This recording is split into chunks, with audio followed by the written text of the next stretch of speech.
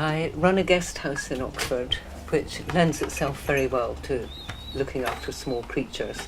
So we do refer to them as the front of house guests, which are the people, and back of house, which are birds and other small creatures. Yes, they're my more unusual guests. I think one of the first creatures I ever cared for, I was 9 years old and in the first year at boarding school, which I hated, my friend and I found a huge black bird, clearly in distress, cowering under a bush.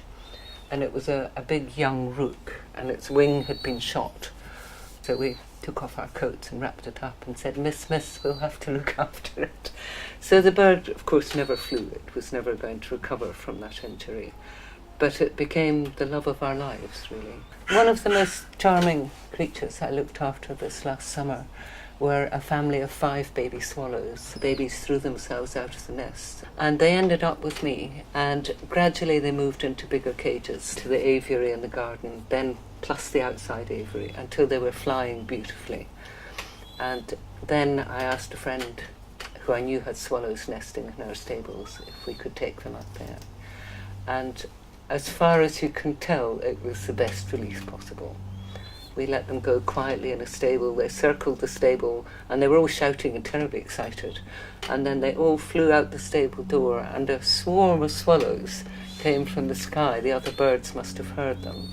And they all just screamed and flew together. So I hoped they showed them where to get food, where to get water. But it was as good as it could be. Okay,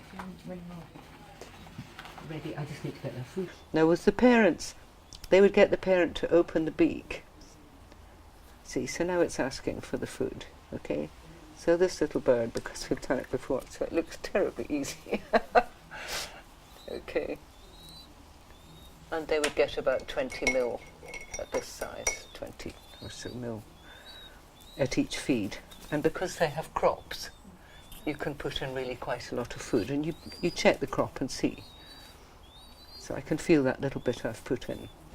If you find a bird or any creature injured or poorly, if it's safe for you to do it and you're sure that it is in distress, then get it in a dark box, bring it in, keep it warm. So I think that's the main thing. Get advice, keep it warm, keep it safe.